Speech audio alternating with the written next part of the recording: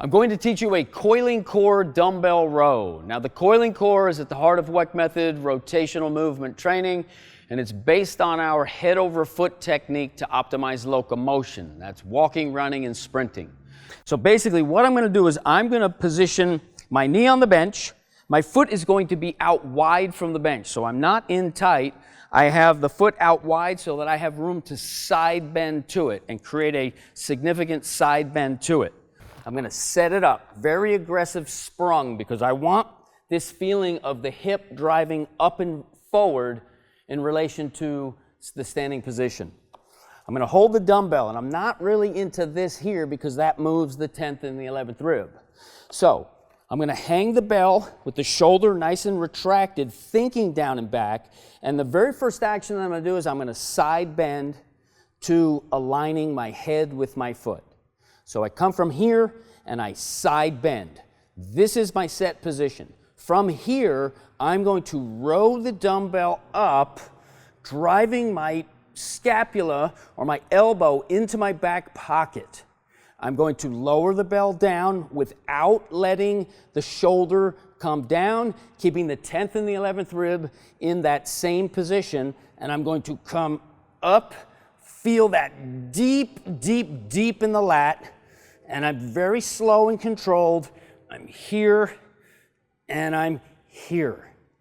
Now, the angle of your elbow when you're doing that is here, and then you want to think in terms of getting it here to seat the shoulder further down and back. So it's here, and then you're attempting to bring it here, driving this forward and the shoulder down and back. Let me show it to you from the side angle. The alignment of where I put this foot, it's right in line with this foot here. I don't want to be too forward because then I can't create the aggressive angle, and I don't want to be too far back because then I just don't get that same drive in the hip. But if I make it right where that foot is, that's perfect. And like I said, it's set up wide so I can side bend to it, not close. So I'm here. Setup is absolutely critical. So I'm take the dumbbell, and again, now here, if I let go, my body wants to go that way because I'm sprung.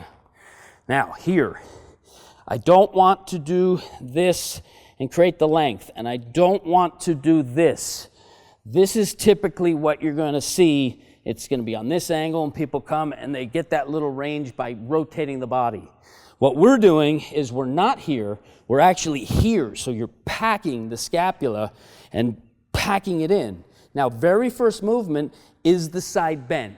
The side bend, and now it's the row. And you're driving up, up, up with maximum intent and go after that low lat. The drive forward and then the drive down and back with the shoulder is the key to this.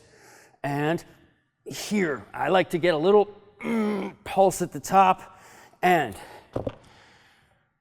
you'll do the other side, and the sensation, if you did it correctly, is when you just think head over foot and you locomote, you're going to feel boom.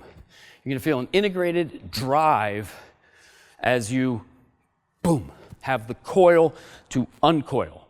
So when you get that exercise right, you're going to find that it's an unbelievable addition to your program because it's going to give you that coordination and the strength to execute every single step stronger.